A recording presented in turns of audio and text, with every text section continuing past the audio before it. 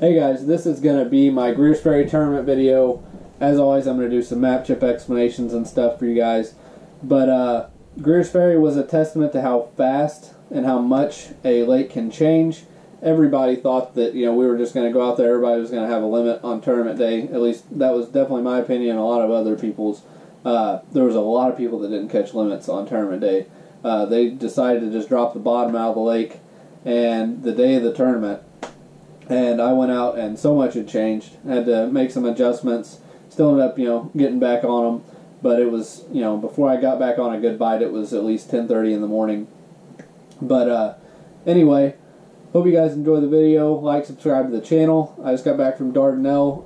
I'm not sure if I'm going to start posting the Dardanelle tournaments first and the practice and all that for that video, or if I'm going to do some of my local videos from back on Kincaid Lake in Southern Illinois and stuff like that first. But anyway, hope you guys enjoy the video, and here it goes.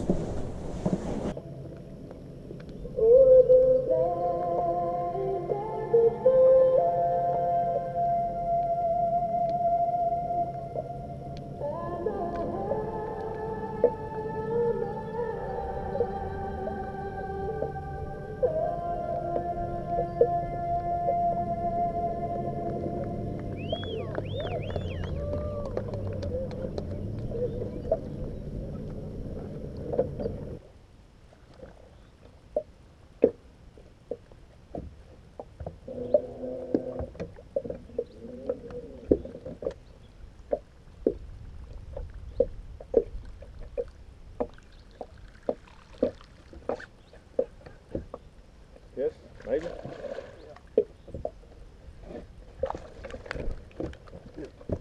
you go. That's good. That's the way to start the one. Alright, so this was my starting spot. Keep in mind that the water was 10 to 12 feet high in this area, so I wasn't actually fishing the contour lines really on the outside. If you look at the shoreline, that was really what I was fishing, because the trees on the shoreline had about 8 to 10 feet of water on them, or higher. I was actually catching fish in practice right off of these points out here that were sticking out farther than everything else. When I got there on tournament day, the fish weren't there, so I actually ended up going back up where I was catching the smaller ones and catching a fish just flipping the trees right on the edge of them with that 3.5 inch green pumpkin tube.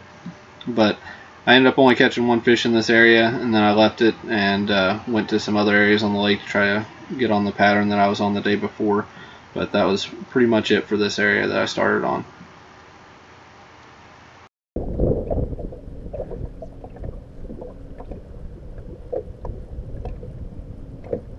It is a stem wind, it might be blowing a bunch of this stuff on there. Yeah. Oh, yeah. Oh, we got a pretty one too. That's what I'm talking about. Not a big one, but I'll take him right now. I need some redemption.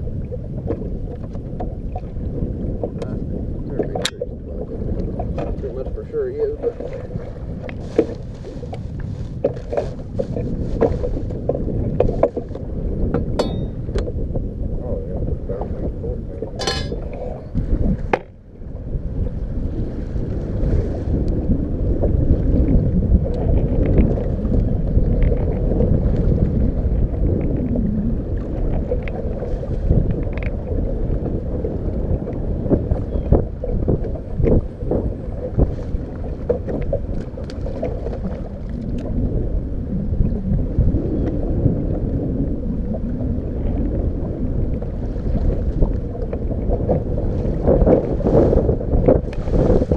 Okay, this is the second area that I went to. This is where I started actually getting some bites off the end of the points. Kind of out in this area is where I was getting them. It was about 18 feet of water or so. That's where I started getting some bites in areas that I had been catching them, but they weren't very big. So I went into the edge and started catching a couple through here, just flipping the trees and everything. But I did go to a couple other spots that were really similar to this. It's kind of the same deal. Wasn't really fishing based off the contour lines or anything way out here. It was just really the points and points of trees just going off the end of them where there was some brush out there on the ends. But that is what the last few of my smallmouth areas looked like before I kind of ditched the plan and went over to start catching some largemouth.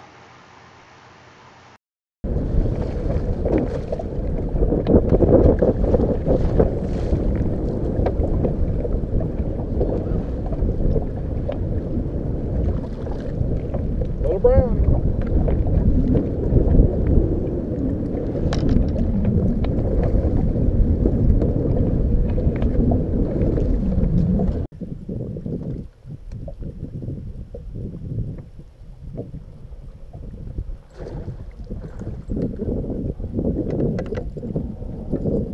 Get down spinnerbait.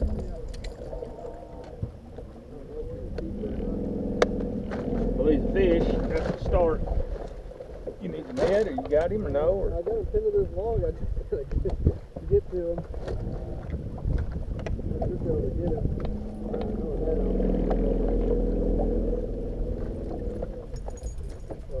he might be 15. I got one hook in the log and one hook in the head. You throwing willow leaves, or? Yeah.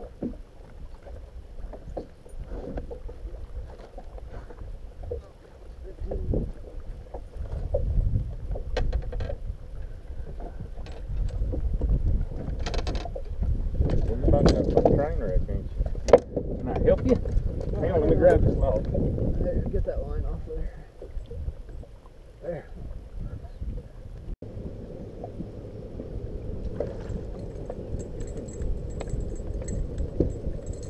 Right outside the lead.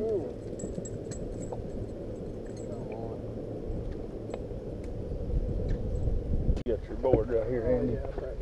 I've got one. I just had to.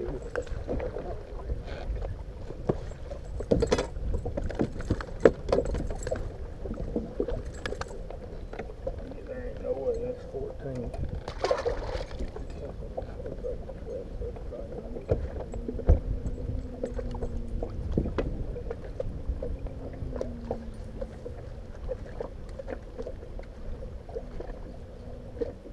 Yep, twins. How much? The twins, 14.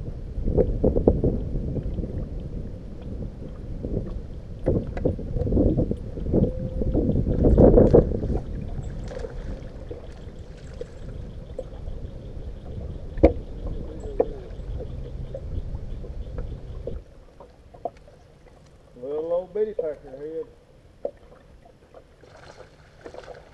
Boy, it's got feed up right there.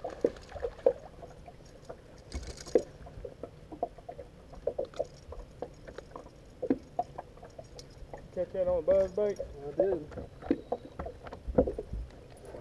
Yeah, they will eat buzz bait. That's done yet.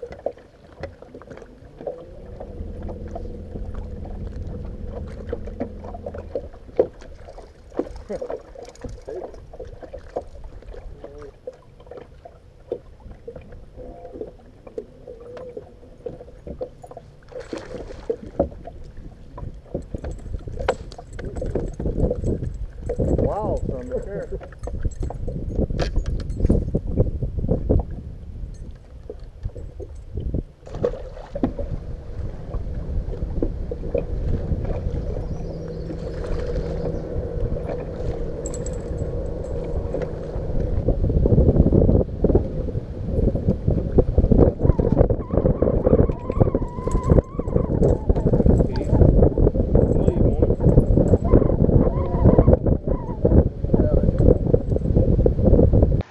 This is the area that I ran to upriver to start catching some largemouth.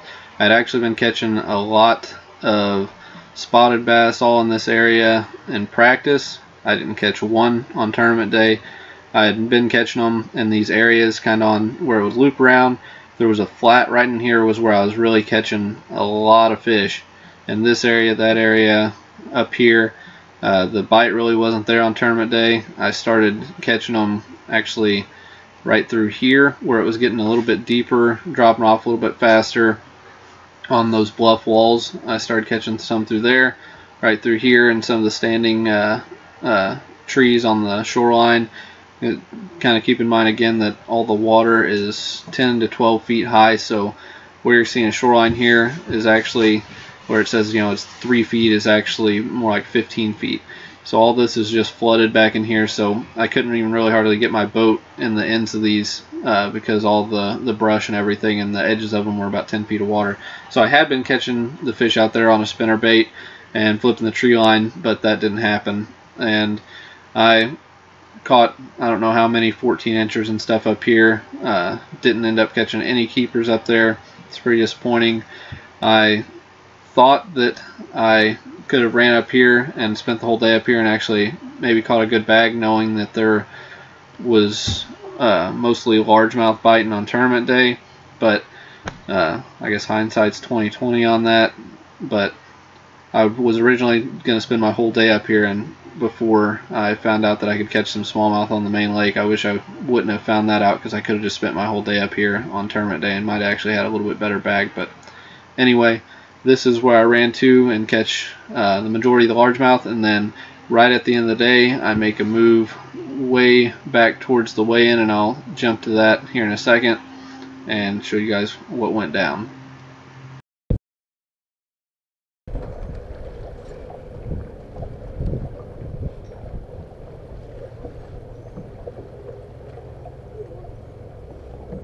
Yeah? This feels like a better one. Oh my god. Yes, man. Right here, right here.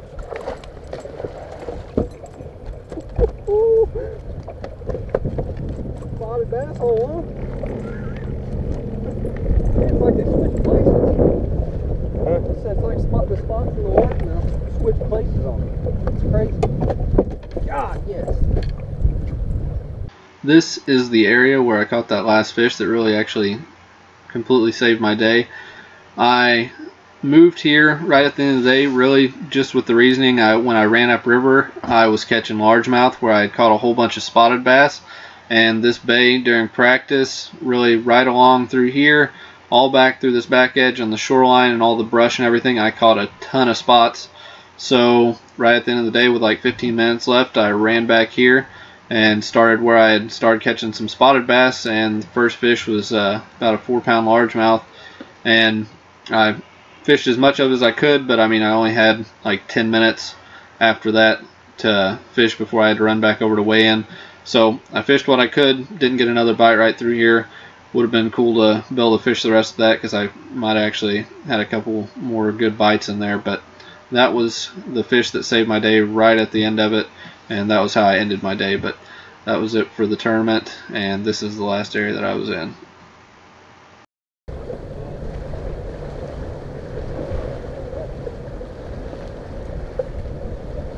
How about Hayden Newberry? He's from Jonesboro, Arkansas, fishing on the boater side. He's got a 4-bass bag. And who we got out here with you? Girlfriend. And? Amy. And? Oh, and Diane. Come on, man. It's part of the family, right? Them dogs are part of the family. I got 2 of them at the house. So we got Amy and Diana. Thanks for coming out, ladies. Yep. We got a 4-bass bag on the boater side. Going to give you a raw weight of 7 pounds and an ounce of Jonesboro boater. Past 4. Appreciate you, buddy. Okay, so that is the end of the Greers Ferry tournament video. Ended up taking 11 pounds, 9 ounces to win that tournament. I definitely, looking back, should have been upriver fishing for largemouth the entire time.